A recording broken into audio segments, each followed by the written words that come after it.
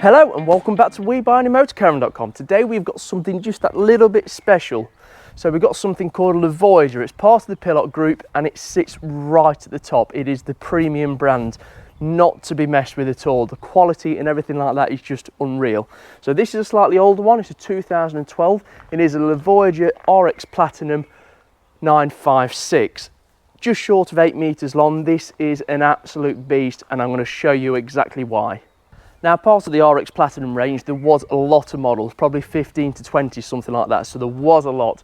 Even just at the island bed, there's about 8 different variations. But this is the 956 and it comes incredibly well spec'd at 5.3 tonne as a gross weight and just over 1100 kilograms in payload. You can just see why it's the ultimate tourer. And it's not too long either. So just because you're under that 8 meter length, it means you can go on most campsites, which is your biggest challenge when you want something as big and such a tourer like this. So it comes standard on the Mercedes Sprinter 190 brake horsepower engine. This one has got the automatic gearbox, which is what you want. It is left-hand drive, but the storage and everything like that is incredible.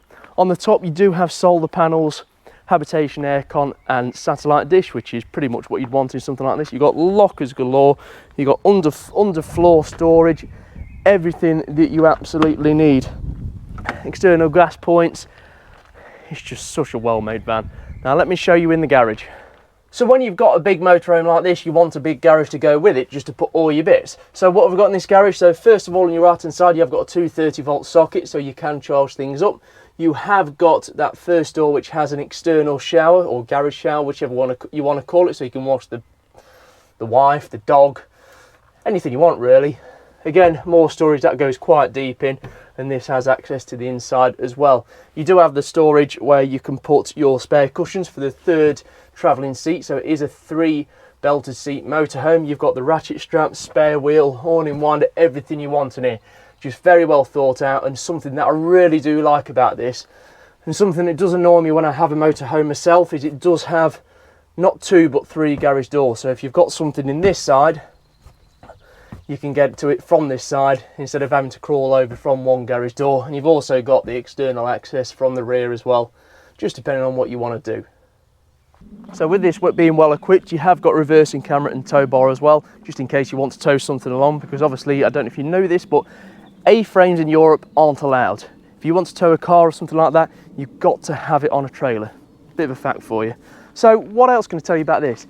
From new, this is around £118,000 plus your spec. That gives you an idea of the build quality of this motorhome. It's second to none. Nowadays, you can be talking £200,000. One of the first motorhomes I've seen, the Voyageur, that have the cameras instead of a wing mirror. A bit like you see on the lorries. Good fact for you. So on the other side, I did miss out, it has got an awning as well. Again, you've got more storage underneath, Aldi heating, so you have got the wet heating instead of your blown air heating, so it is the premium. Again, lots of lockers. It's absolutely brilliant. And you've got the door on the driver's side as well. So with such a premium build, you want a premium badge, and that badge is Mercedes. As I said earlier, it's got the 190 brake horsepower engine. Something I do like about this front, it has got the graphite style front grills. It's not your traditional flat A-class, but it looks brilliant. Now, with this Mercedes, you do get 2 options on the Sprinters. You get the single rear wheel, and you've got the double rear wheel. Let me show you what that's about. So as you can just see here, you've got the twin rear wheels, so you really can load this chassis up. And you probably could upgrade it as well if you really wanted to. It is on leaf springs at the rear, but something I do like about this, which you might just be able to see, those self-leveling jacks. So it's got E&P self-leveling jacks, so when you get to the campsite, you don't want to spend time leveling it up. You press the control on, press auto down, and it levels it all out, so you're not rolling around in the motorhome. So I'm going to start with above the cab. I'm going to start with this here. I love how this is lined just so it hides the controls and the bed itself.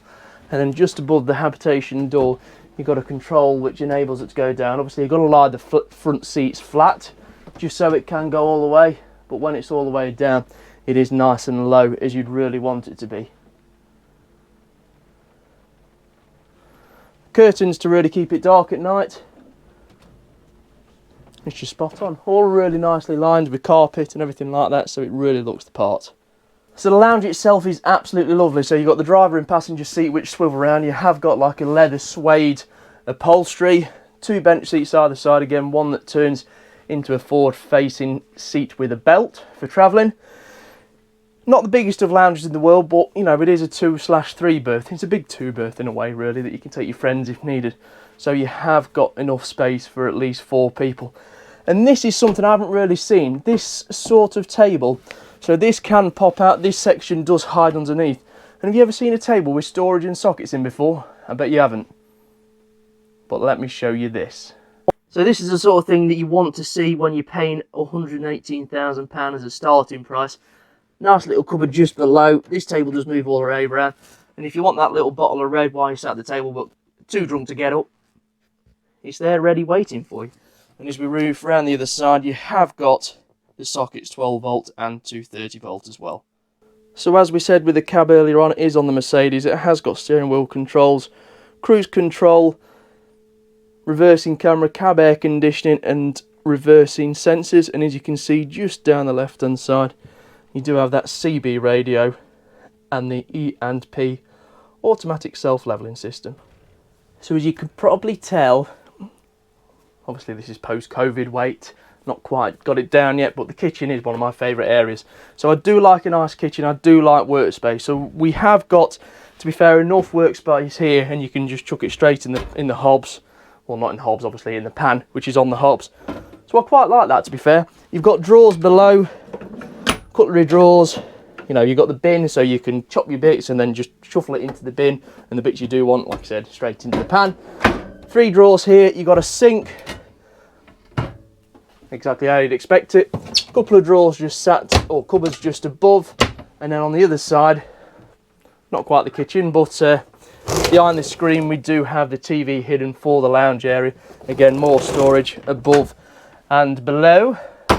And then just next to me we have got this oven grill and nice big fridge, which is exactly what you want on your long travels. So above the habitation door you have got the bits you want. You've got your domestic aircon, roof aircon control. You've got the controls for the bed, other bits and bobs, Aldi heating, the main controls for the motorhome itself. Pretty much everything that you really expect there. Very well equipped van indeed. There's probably more stuff on here than I realise. Now the bedroom area, you could arguably say it is quite dark. The dark wood is all around. Having said that, if you're in a bedroom, you don't want it to be light, do you? So the dark wood does actually go really well. Again, you've got nice carpeted walls. You've got wardrobe either side, his or her, his or his, her or hers, whichever one you want to do. It is quite a high bed, I've got to admit, but there are stairs going all the way up down the side, so you can just get in with quite a bit of ease. Storage again all the way around, lockers, really nice curtains, really well finished. Nice extractor fan just above, just to draw some of that heat in or out, depending on what you want. And again, nice lighting, speakers just at the back. It's just presented really well back here. It's really comfy as well. The bathroom itself is absolutely beautiful. That blue lighting, LED lighting that's on the mirror, which is also a cupboard as well, looks absolutely spot on. You've got the spaces for your cup holders, a nice round sink, storage below, and then you have your ceramic toilet. So it's not any of this plastic stuff that you get on the cheaper motorhomes. This is a premium motorhome, so you want a proper toilet on it. Opposite, in the separate shower, again, it is really nicely lined. It's, rather than it being a plastic, it's almost like a cloth plastic. I don't really know if that's the right way to put it, but that's how I'm going with. So that rack just in front of you, it does come out, it is like a towel dryer. And because you have got obviously the shower in here, you do have the Aldi radiator, which means you're able to dry stuff. So if you have got your towel in here, it will dry from the heat from the radiator. Then you've got a couple of plug holes just at the bottom. But overall, that's plenty big enough for a shower compared to some of the tight ones that you do get in motorhomes. And I know it's only a small detail, but things like the lights in the step and that nice wood floor. So when the carpets are up, it will brighten up really well. And then just below the bed, you do have the drawers, so you can get the storage underneath there as well. So this is a motorhome only to be compared to some of the best. The materials and the afterthought are spot on. You know, things like that table in the middle. I think that's really clever how you've got that storage in there. Again, underfloor storage, it will be proper winterized, so you can go up to the French Alps in this French built motorhome. everything like the ceiling being lined, the nice LED lighting around, the spec that it's got. It wouldn't surprise me if this was £140,000 when it was new just over 10 years ago, and I think it's just lovely. Not entirely sold on the dark wood myself, but in the bedroom at the back at least, it makes it nice and dark. So what do you think? Like, comment below. Don't forget to subscribe. If you've got one to sell, please get in touch by calling 0128 3240 237. And don't forget to visit WeBuyAnyMotorcaravan.com. See you soon. Well, there we go. Thank you very much for watching the video. Hope you found it useful.